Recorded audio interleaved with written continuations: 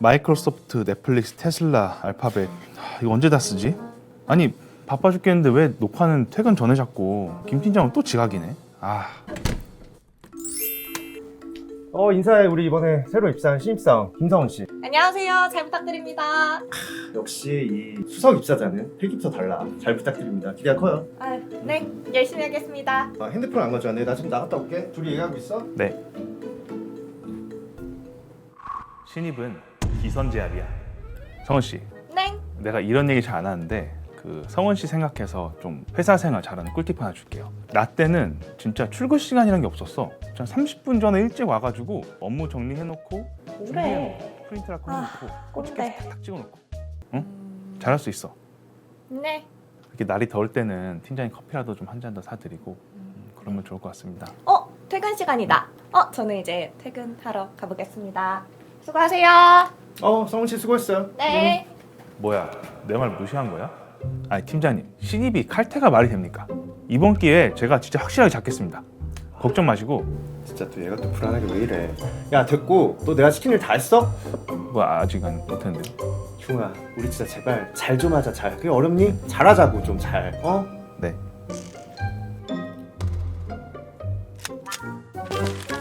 안녕하세요. 뮤직 플렉스 애널리스트 김세환입니다. 네, 안녕하세요. 함께 진행을 맡은 애널리스트 이종우입니다. 유수덕, 저희가 또 이번에 플렉스에 신입사원이 한 명 들어왔어요. 그렇죠? 드디어. 네. 네. 항상 이제 저희가 여론조사를 조금 해보면 남자들이 너무 칙칙하다 이런 얘기가 있었는데 신입사원을 또 당차게 한 명을 받았습니다. 든든합니다. 네. 네. 자, 어쨌든 오늘 되게 중요한 날이죠. 저희가 이제 분기 실적이 지금 거의 피크를 지나가고 있어요. 발표를 드릴 종목들이 굉장히 많은데 오늘 발표할 종목은 어떤 건가요? 오늘 발표드릴 종목은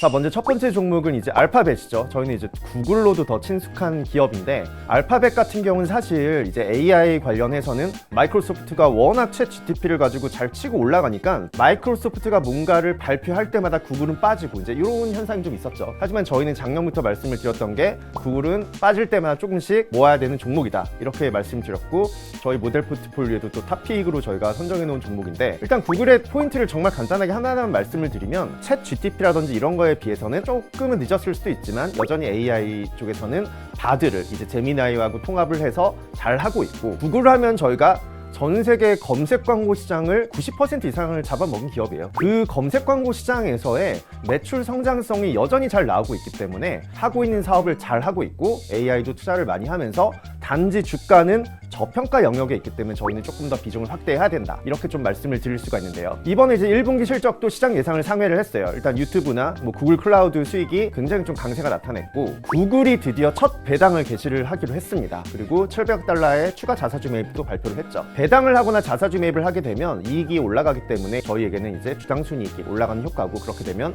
ROE가 상승하는 그런 또 효과가 나타납니다. 자, 저희는 주가가 이제 저평가되어 있기 때문에 운용 비중 확대를 권고드리고 이번 실적을 매출과 이제 주당 순이익 측면을 보면 매출은 15% 증가했고 주당 순이익은 62%나 증가를 했어요. 그리고 검색 및 광고 시장 매출도 14% 정도 증가를 했고 프리미엄 가입자 수가 이제 1억 명을 돌파를 했다고 하죠. 그래서 구글이 지금 잘 하고 있는 게 뭐냐 딱 두 가지만 꼽아보면 유튜브 21% 증가했고 클라우드 28% 증가했기 때문에 저희는 이렇게 전 세계에서 시장 점유율을 거의 꽉 잡고 있는 두 개의 사업 부문이 잘 되고 거기서 나타난 현금 흐름으로 주주 환원을 통해서 계속적으로 이익을 상승시키고 있기 때문에 이 이익 수준 대비 주가를 비교해 봤을 때 구글은 싸다 이제 이렇게 좀 저희 평가를 하고 있어서 운용 비중을 확대하는 의견을 또 저희가 리포트에 써서 제시를 드렸습니다. 자, 두 번째 종목은 또 마이크로소프트. 정말 큰 종목이죠. 챗 GTP로도 유명한 마이크로소프트인데 저희가 얼마 전에 마이크로소프트 개발자 회의를 한국에서 마침 열려서 갔다 왔어요. 네, 마이크로소프트 AI 투어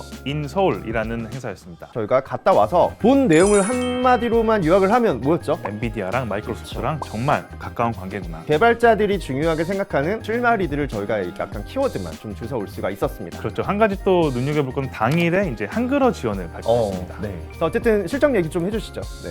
네, 마이크로소프트는 최근에 강력한 AI 수요에 힘입어서 또 한 번 실적 서프라이즈를 기록했는데요. 일단 AI 관련된 서비스 공급 한도보다 수요가 더 높은 것으로 언급했습니다. 마이크로소프트는 이번에 클라우드 사업에 AI 서비스를 확대하기 위해서 여러 가지 지출을 했는데요. 이런 지출에도 워낙 AI로 인한 고객 증가 추세가 더 높게 나타나가지고 매출 성장과 이익률은 오히려 개선세가 나타났습니다. 이번 3분기 1월에서 3월에 해당하는 기간 동안 모든 부문의 매출은 성장세가 나타났는데요. 특히나 대표 클라우드 매출인 애저의 매출은 전년 동기 대비 31% 증가했습니다. 이 밖에도 오피스 365 구독자나 아니면은 링크드인 가입자 수 모두 다 증가세가 나타났고 윈도우 판매 매출이나 다이나믹 365 모두 다 성장했습니다. 올해 가이던스를 보면은 이런 매출 성장 추세는 이어질 것으로 언급했는데요. 작년 7월부터 올해 6월까지 영업이익 같은 경우에는 그 전년 대비해서 2%포인트 증가할 것으로 전망했습니다. 클라우드 매출 같은 경우에는 약 31% 성장할 것으로 발표했죠. 올해 7월부터 내년 6월까지의 기간 동안의 실적을 좀 전망해 보면은 매출이랑 영업이익 모두 다 9자릿수 이상 증가할 것으로 기대하고 있고요. 마진 같은 부분에는 AI를 위한 서비스 제공하기 위한 자본 투자를 해가지고 이런 투자 증가에 따른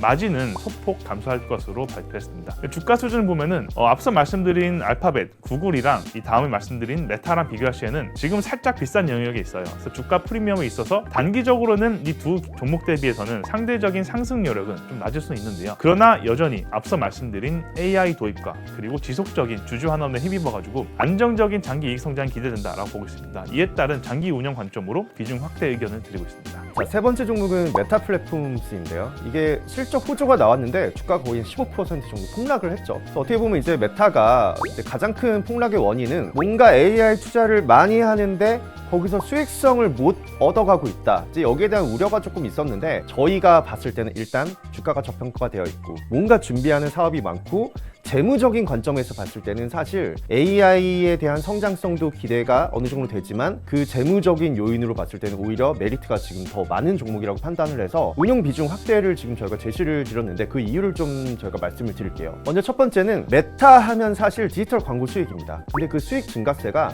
굉장히 좀 빠르게 나타나고 있는, 특히 이익이 좀 많이 개선이 되고 있고요. 두 번째로는 비용 절감으로 영업 마진이 확실하게 개선되고 있는 펀더멘털 개선세가 나타나고 있습니다. 그리고 세 번째는 배당을 개시하면서 주주 환원을 계속적으로 강화를 하고 있고, 네 번째는 이익 수준 대비 주가가 저희는 저평가되어 있다고 판단을 하고 있습니다. 자, 이번 이제 1분기 매출은 일단 27% 증가했고 EPS는 더블 나왔어요. 114%. 데일리 에버리지 평균 유저 수가 32억 4천만 명 정도 나와서 전년 동기 대비 한 7% 정도 증가를 했고요. 그리고 앱 전반에 대한 광고 노출이 한 20% 정도 증가했고 광고당 평균 가격도 6% 증가를 했습니다. 지역별로 봤을 때는 유럽하고 이제 기타 지역에서 매출 성장세가 굉장히 좀 가파르게 나타났고 영업이익률이 무려 9.4%포인트 증가한 38.6%로 상당히 높은 수준으로 지금 과거 대비해서는 올라오고 있습니다.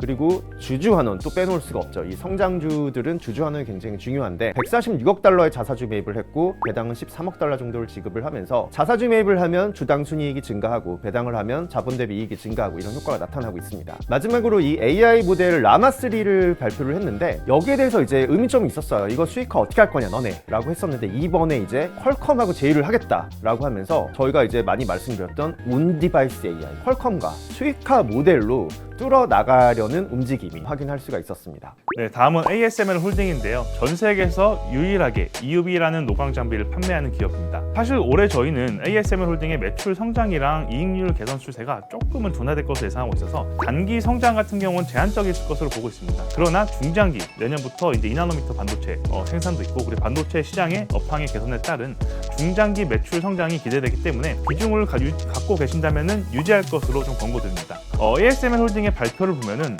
올해 2024년은 전환점이다. 그리고 내년 2025년부터 본격적인 실적 성장이 전망된다. 이렇게 발표를 했는데요. 우선 올해부터 보면 작년과 비슷한 수준의 매출과 이익 수준을 기록할 것으로 발표했습니다. 차세대 EUV 전환 과정에 따른 올해는 상저하고의 실적 흐름이 예상되고 있는데요. 후반기로 갈수록 실적이 좀 개선세가 나타날 것으로 보고 있죠. 그래서 이익률 같은 경우에는 또 이제 차세대 EUV를 생산하기 위한 생산 시설에 대한 투자를 했기 때문에 폭 감소할 것으로 좀 전망하고 있습니다. 올해 이번 2분기 이벤트를 좀 살펴보면은 차세대 하이 NA EUV를 두 번째로 좀 인도할 것으로 보고 있고요. 내년 2025년부터 양산형 EUV인 EXE 5200이라는 모델인데요. 양산형인 하이 NA EUV를 내년부터 본격적으로 인도할 것으로 예상하고 있습니다. 그럼 차세대 EUV 가격은 기존 EUV 대비 2배 정도 비싸다고 합니다. 기존 EUV가 2천억 원이었는데 차세대 EUV는 4천억 원. 좀 된다고 하니까요.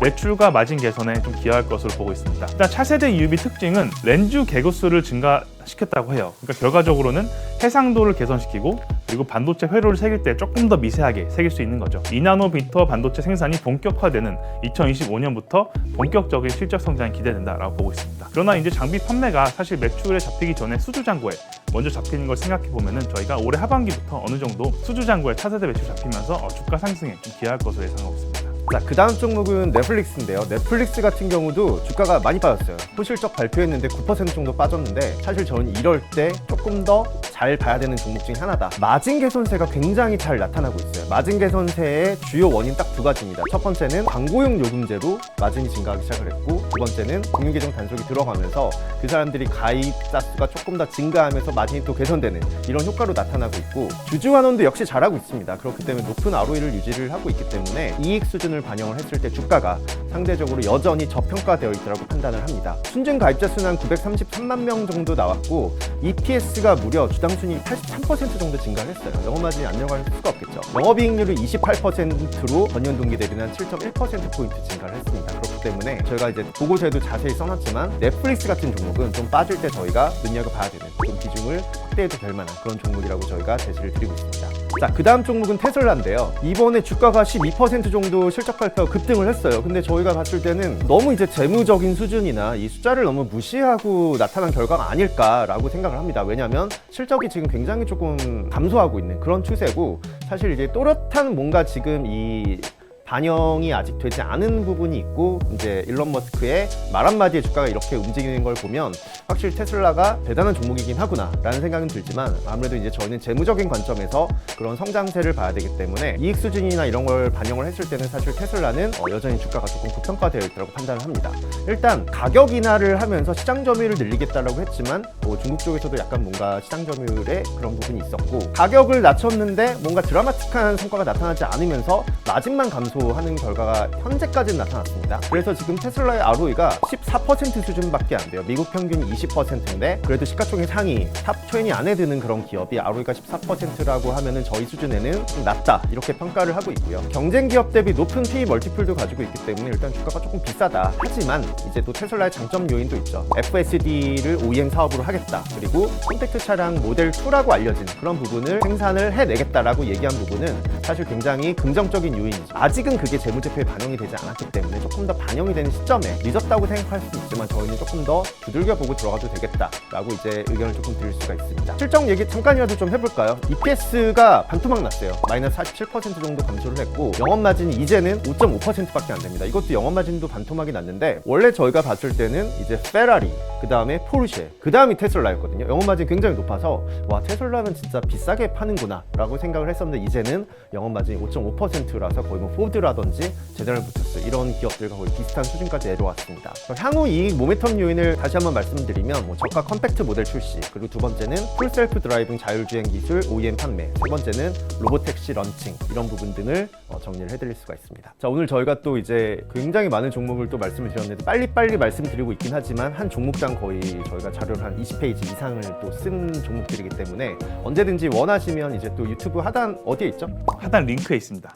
거기 또 열어보시면 PDF 파일로 볼 수 있는 거죠. 그렇죠. 조금 더 왜 우리가 이렇게 말하는지 좀 보고 싶다 싶으신 분들은 저희의 더보기란을 좀 클릭을 하셔서 열심히 또 작성한 리포트를 참고를 해주시면 될 것 같습니다. 오늘 플렉스는 그럼 여기서 마치도록 하겠습니다. 감사합니다. 감사합니다.